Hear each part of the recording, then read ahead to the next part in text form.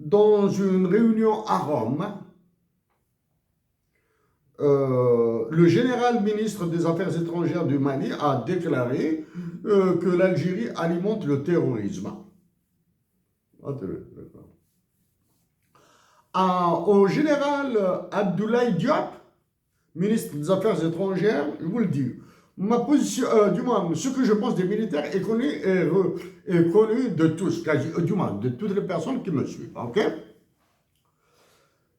Général, comme tous les militaires qui se respectent, vous êtes complètement à côté de vos pompes. Ça, c'est première chose. Deuxième chose. J'ignore si c'est de l'idiotie de votre part ou bien si vous le faites réellement exprès, c'est-à-dire que vous avez été mandaté pour le faire et vous le faites. Donc, j'ignore si c'est de votre part ou bien c'est un mandat que vous exécutez. Dire,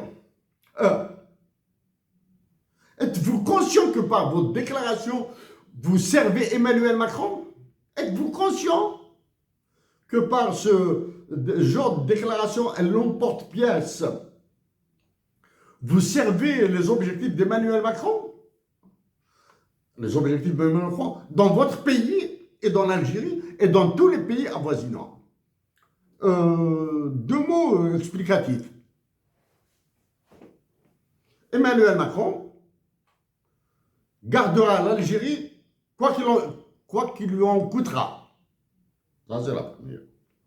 Deux, en gardant l'Algérie, Emmanuel Macron vous écrasera le Mali, le Niger, le Burkina Faso, le Sénégal et tous les pays qui utilisent le franc CFA.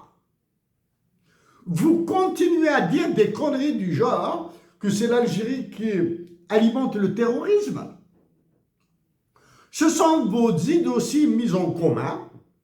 Vous avez fait un pool d'idioties. Vous faites. Sauf que, du côté algérien, du côté État algérien, c'est un silence total. Des officiels, je suis obligé de dire des officiels algériens. Pourquoi? Parce que ceux qui peuvent vous remettre à votre place ont peur de la répression sauvage. Ils ont peur de se retrouver en prison. Des syndicalistes sont en prison actuellement en Algérie. Même chose dans votre pays. Pour cacher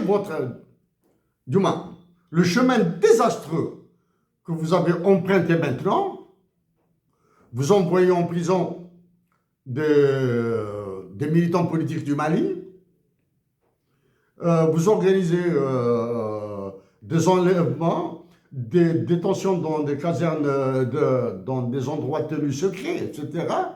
Et vous dites et vous continuez à bassiner les Maliens, à dire de la connerie aux Maliens, que le terrorisme islamiste et ceci et cela alimenté par l'Algérie, etc., etc.